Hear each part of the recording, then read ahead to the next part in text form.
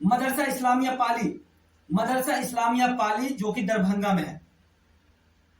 इस मदरसे का कहानी है कि यहाँ सिर्फ और सिर्फ एक मौलाना है जो कि सरकारी पैसा, सरकारी जो भी सरकारी नुमाइंदे जो भी पैसे आते हैं उसका अच्छी तरीका से इस्तेमाल करते हैं और खाते पीते मौज करते हैं।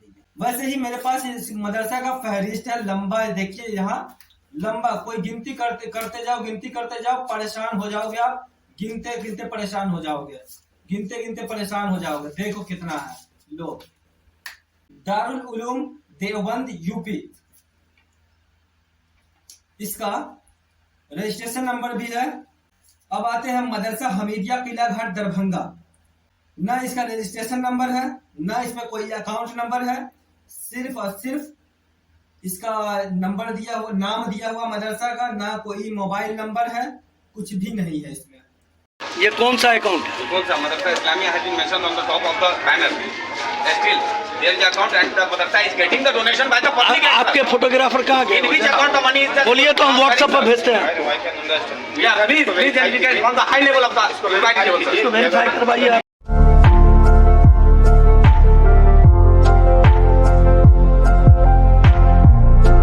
नमस्कार, आप देख रहे हैं समाचार पॉइंट, आपके साथ मैं साजिद अली। आज हमारे पास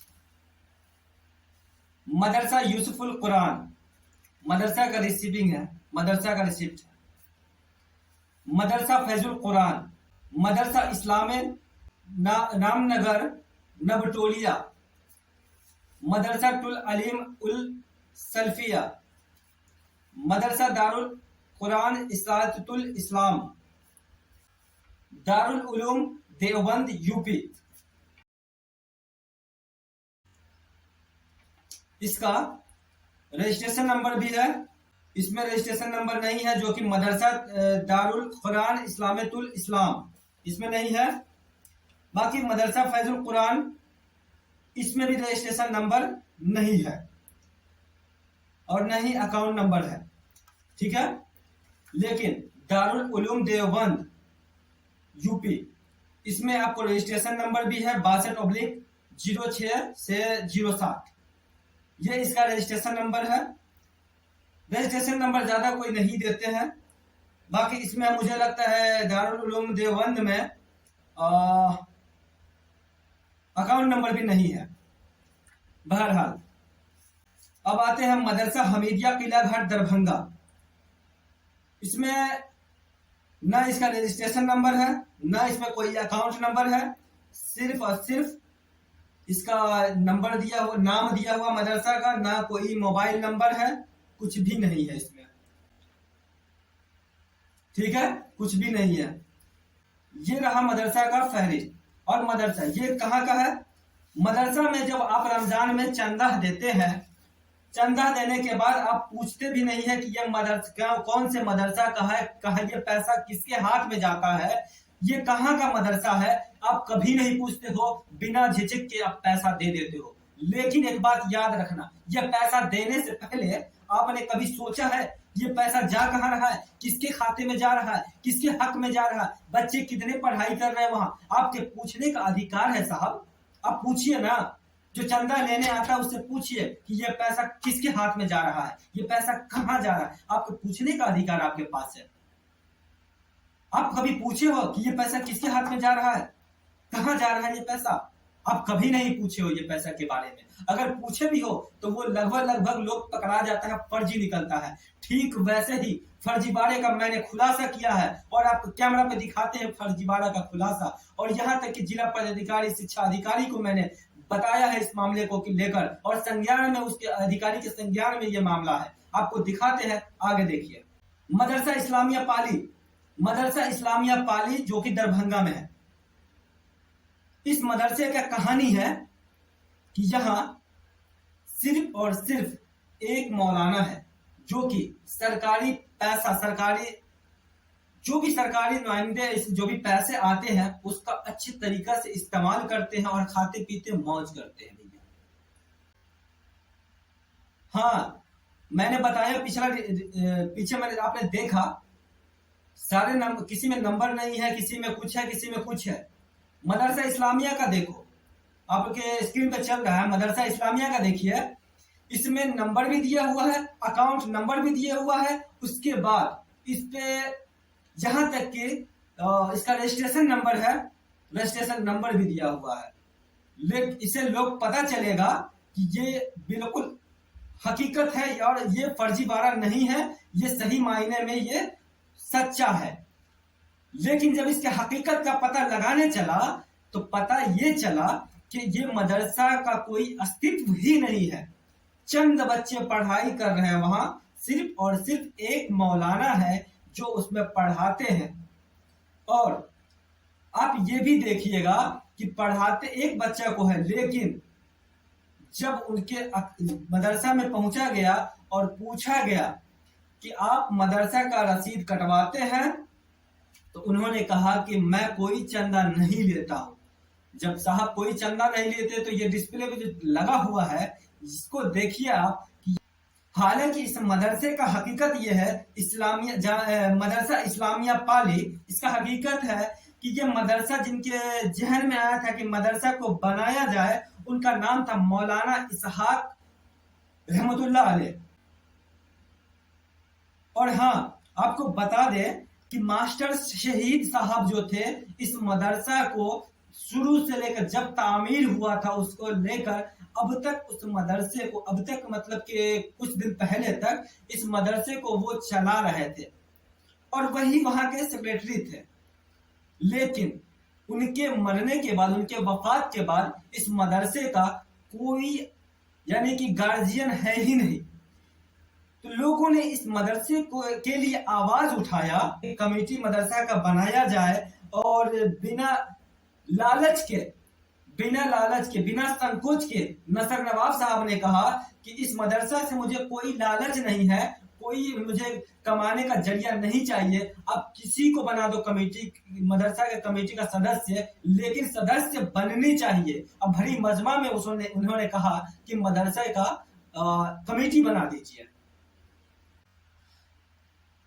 अब सुनिए नसर साहब को। नसर साहब ने भरी मजमे में, सभा में क्या कहा है नसर साहब ने, आप जरा गौर से सुनिए। इनके जो फॉर्मर सेक्रेटरी थे वो मेरे पिताजी थे, मास्टर सईद आलम साहब। एट ए टाइम ही वो 11 मदरसा के बोर्ड के मेंबर थे, 3 गवर्नमेंट के मदरसा के सेक्रेटरी थे। मेरे पिताजी वर्ष 2002 में देहांत कर, उसके बाद से लेकर के अभी तक यहाँ पे कोई भी मैनेजिंग कमेटी फॉर्म नहीं हुई। आपसी रंजिश होता है गाँव समाज में, सर आप भी किसी समाज से आते हैं। अभी कुछ दिन पहले रमज़ान में 14 रमज़ान को मुझे आपके ऑफिस का एक लेटर मुझे कहीं से मिला, तो उसमें पता चला कि आपके डीओ साहब जो है इन्वेस्टिगेट में आ रहे हैं। लेटर में जब हम देखा कि दोनों ही, जबकि नियमावली कहता है कि एक ही वंशज के 2 आदमी मेंबर भी नहीं हो सकते, क्योंकि ये सार्वजनिक चीज़ है। एक ही वंशज के लोग 2 मेंबर, लेकिन 2 ओहदे पर, चाहे पार्टी पक्ष का हो, एक पक्ष का हो या दूसरा पक्ष का हो, दोनों एक ही वंशज से आते हैं। आप वंशावली रिक्वायर करके आप उसको वेरीफाई कर सकते हैं। समाज को भी इसकी इन्फॉर्मेशन नहीं है सर। मैं पूरी दावे के साथ, यकीन के साथ कहता हूँ, समाज के सामने कहता हूँ कि ये दोनों पक्ष में से अगर कोई लोग आम सभा किए हो या हमको, हमें कुछ नहीं चाहिए। आप लोग आजादाना तौर पर चुनिए, हम लोग सिर्फ देखना चाहते हैं कि आप लोग कहाँ तक जा सकते हैं। लड़ाई हम गुलाब पर छोड़ दिए, चुन के हमको कागज दीजिए, हम लोग लड़ेंगे। यहाँ पर है वो जो 2 आदमी डिफॉल्टर है जो घर में बना करके बना दिया है, उनको छोड़ दीजिए। हम यहाँ खुद, हम टुन्ना बाबू दोनों फैमिली का लोग सरेंडर कर रहे हैं। आपने सुन लिया। तो बता दें कि मदरसा को बनाने के लिए मौलाना इसहाक साहब ने कुछ लोगों के जहन में रखा था, जिनका नाम था मास्टर शहीद मोबिन आलम, डिप्टी अयूब, याकूब, शहीद परवाना, सफीक परवाना, शब्बीर अहमद, मनीफ राइन, हाजी नूर मोहम्मद और मास्टर जहीर आलम साहब। अच्छा, मदरसे सुर्खिया में तब आया, आपको बता दें कि जनवरी के माह में पटना हाई कोर्ट ने आदेश दिया था और सीतामढ़ी के सलाउद्दीन साहब ने पटना हाई कोर्ट में अपील किया था कि बिहार में अवैध मदरसा, मतलब कि बिना रजिस्ट्रेशन के, या रजिस्ट्रेशन है भी तो अवैध रूप से चलाया जा रहा है। तो हाई कोर्ट ने दखल देते हुए नीतीश कुमार को कहा था कि 609 मदरसे पर ताला लगाया जाए, जो कि फर्जी तरीके से चलाया जा रहा है, और एक्शन भी लिया गया था। जिसके बाद मदरसा इस्लामिया पे मदरसा इस्लामिया पे नोटिस एक आता है और नोटिस में कहा जाता है कि इस मदरसे का और हमें डिटेल बताया जाए, जो कि दरभंगा डीपीओ जो है वहां मदरसे पे जाते हैं। सुनिए डीपीओ साहब क्या कहते हैं और क्या सवाल पूछते हैं। हम लोग आपके लेवल से अप्रोच करेंगे। एक क्वेश्चन और राइज होता है सर यहाँ पे, अगर समाज का कोई वर्ग का आदमी डोनर मेंबर मदरसा का बनना चाहता है तो वो कौन सा वे है, उसका वे आउट क्या है? 10,000 रुपया दे, ये अकाउंट या फिर जमीन दे, नहीं अकाउंट में देंगे, मदरसा का अकाउंट में देंगे। मदरसा का अकाउंट नंबर है ये नहीं मदरसा का अकाउंट, तो इसी के तो लिए मदरसा का जो सर डोनेशन जो ट्रांजैक्शन होता है वो किस अकाउंट में होता है? आपको हम सब चीज बता दिए। नहीं है तो ये तो नहीं सर, तो, है इसमें लिखित में है। नहीं है तो ये तो दुर्भाग्य है ना सर, हर किसी का काम करता है। मदरसा का जो इस बार इश्तेहार छपा है, हाँ उसमें आपका अकाउंट नंबर है ग्रामीण बैंक। हाँ है अकाउंट है मदरसा इस्लामिया के इश्तेहार पे बैंक का अकाउंट है ना मेंशन? हमको नहीं मालूम, हम हाँ है, उस पे हम देखे हैं सर। चंदा फंदा हम नहीं करते हैं। पूरा मदरसा ये उर्दू में है मदरसा इस्लामिया। देख रहे हैं सर, एक मिनट इधर देखा जाए सर इधर देखिए, मदरसा इस्लामिया और इसका अकाउंट नंबर यहाँ देखा जाए। अकाउंट नंबर दिया हुआ है सर। ये कौन सा अकाउंट है? कौन सा? मदरसा Islamia has been mentioned on the top of the banner. Still, there is the account and the madrasa is getting the donation by the public. आपके फोटोग्राफर कहाँ In which गए? account the money is just... बोलिए तो हम WhatsApp पर भेजते हैं। Yeah, please indicate on the high level of the society level. इसको वेरीफाई करवाइए आप। काला चप्पल अरे छपा है, सरकार मदरसा कैमरे में कौन छपवाया है और अकाउंट नंबर लिखा हुआ है, क्या अकाउंट नंबर? आपने सुना क्या बोला? मदरसा के यही है, मदरसा के जो मौलाना अभी जो संचालन कर रहे हैं, ये मौलाना है मदरसा को संचालन करने वाले और चलाने वाले। मदरसा मौलाना साहब क्या बोल रहे हैं? बोलना इनका कहना है कि मदरसे का कोई अकाउंट ही नहीं है। जब अकाउंट नहीं है तो भैया ये हैंडल कौन कर रहा है? ये कहां से ये कौन लोग का ऐसे अकाउंट नंबर है? इसको खंगाला जाए, ये तो जांच का विषय है। जांच किया जाए इस मदरसे का अकाउंट को, इस आदमी का अकाउंट को जांच किया जाए। अब तक कितना पैसा आया है, कितने पैसे का गबन हुआ है। इस्लाम के नाम पे गबन हो रहा पैसा, घोटाला हो रहा पैसा। इस घोटाले का सच्चाई उजागर होना चाहिए। ये पैसा किसके हाथ में जा रहा है, ये पैसा कहां जा रहा है, इस पैसे का एक एक पैसे का हिसाब होना चाहिए। कौम के नाम पे बदनाम किया जा रहा है लोगों को, एक एक रुपया का हिसाब दे दो। अब बात आती है मदरसे को चलाने के लिए आपको कदम उठाना पड़ेगा। और ये जो रद्दी के भाव में आप देख रहे हैं, ये जो देख रहे हैं आप मदरसे का स्लिप जो देख रहे हैं, ये सब स्लिप जो देख रहे हैं, ये स्लिप को देख लीजिए। और आपको बता देते हैं कि मदरसे में पैसा देने से पहले आपका हक है कि मदरसे वाले से पूछिए, कॉल लगा के पूछिए, 2 मिनट का 5 मिनट का वक्त दीजिए और सही मदरसे में सही जगह पे पैसा दीजिए, सही जगह पे। मैं किसी मदरसे को इल्जाम नहीं कर रहा हूँ, इन सारे सबूतों के साथ मैं बता रहा हूँ कि जितने जो कागजात है, जितने रिसीविंग है, मैं कह रहा हूं, मैं इस चैनल के माध्यम से कह रहा हूं कि मुझे किसी पे इल्जाम नहीं है। लेकिन हाँ, एक मदरसा हमीदिया दरभंगा से मेरा शिकायत है कि मदरसे में सिर्फ मैंने पूछा भी था, मैंने बड़े मजमे में पूछा था मदरसा हमीदिया के मौलाना से, उसके प्रिंसिपल से, कि इसका जवाब होने चाहिए कि मदरसे में कितने बच्चे पढ़ रहे हैं। हजरत मेरी बात तो तीखी है थोड़ी। क्या मदरसे को सिर्फ मॉडिफाई कर देना, फूल वगैरह लगा देना, ये बड़ी बात नहीं होती है। लेकिन क्या आप मुसलमान बच्चे के लिए, बेटियां के लिए, ख़ास तौर पे बेटियां के लिए आप क्या कर रहे हैं? उसको साइंस कैसे पढ़ाया जाएगा, दीन से कैसे जोड़ा जाएगा? जो कि बेटियां हमारे कौम में देखा गया, मुस्लिम कौम में ख़ास तौर पे देखा गया है, उनको शिक्षा बहुत कम दी जाती है। और हमको लगता है 15-16 साल में लगभग शादी के लिए गार्जियन हाँ कर देते कि जल्दी शादी कर दो, बेटी ऐसे ख़राब हो जाएगी, ये हो जाएगी, वो हो जाएगी। क्या बेटी ही सिर्फ ख़राब होती, बेटा ख़राब नहीं होते हैं? नहीं, इस पर तो मैं ये नहीं बोलूँगा कि हर एक की अपनी सोच है, हर समाज की। मुझे मेरी जिम्मेदारी ये है, अगर बेटियों आपने कम से कम इतना तो एक्सेप्ट किया कि तालीम दी जाती है, ये अलग बात है कि कम दी जाती है, लेकिन आप भी एक्सेप्ट कर रहे हैं तालीम समाज में दी जाती है। उसकी एक मिसाल ये भी थी कि आज की प्रिंसिपल ट्रेनिंग में 5-6 ख़वातीन थी, वो अगर टीचर ही तो हैं जो पढ़ के आई हैं, बन के आई हैं। और ये डाटा मैं ऐसे तो नहीं दे सकता आप, जैसे कि अभी हमारे जितने प्रिंसिपल हजरात थे, आप उनके मदरसे में जाएँ, रजिस्टर चेक करें कि बच्चियों का एडमिशन कितना है। आप मेरे मदरसे में आए, मैं आपको एज ए रजिस्टर बताऊंगा कि हजरत एडमिशन देना कोई बड़ी बात नहीं, एडमिशन लेना कोई बड़ी बात नहीं है, धरातल पे उतारना बहुत बड़ी बात होती अच्छी है। बात है, आपका सवाल ठीक है। तो एडमिशन्स कितने हैं, कितने बच्चे आते हैं, उनकी कितनी घंटियाँ होती हैं, आप जब आएंगे ऑफिस में तो बताएंगे, तो मैं उस पर बताऊंगा। मैं अगर ऐसी अभी कोई बात बता दूं तो ऐसा तो हो नहीं सकता है।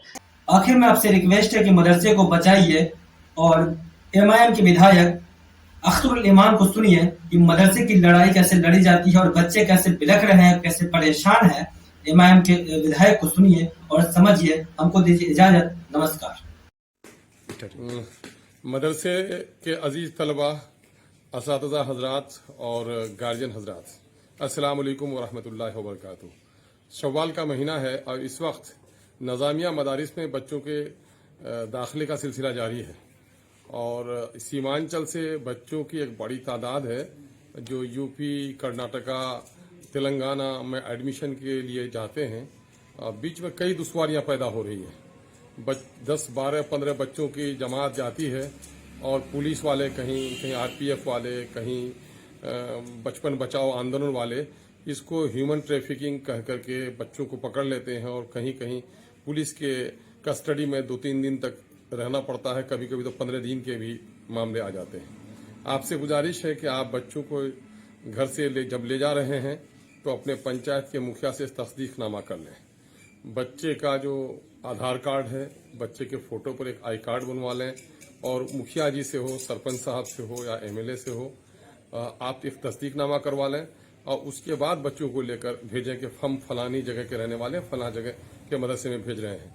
बेहतर होगा कि जिस मदरसे में भेज रहे हैं उस मदरसे से भी एक इजाजतनामा व्हाट्सएप के जरिए से मंगवा लीजिए ताकि रास्ते में आपको इस तरह की दुश्वारी नहीं हो।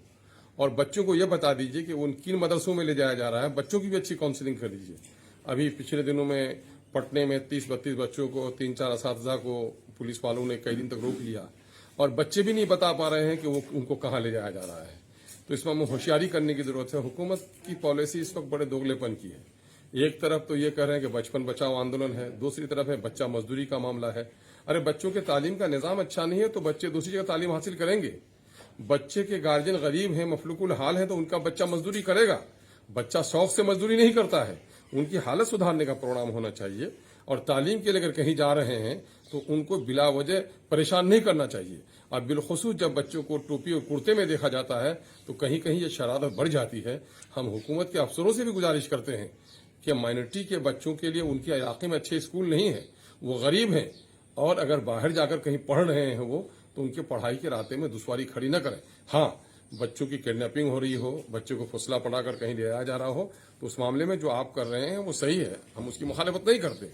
लेकिन बिला वजह जो बच्चे इदारे में पढ़ने जा रहे हैं उनके गार्जियन से बात हो जाती है, मदरसे वालों से बात हो जाती है, उसके बावजूद भी पुलिस कस्टडी में ऐसे बच्चों को भेजना मुनासिब नहीं है।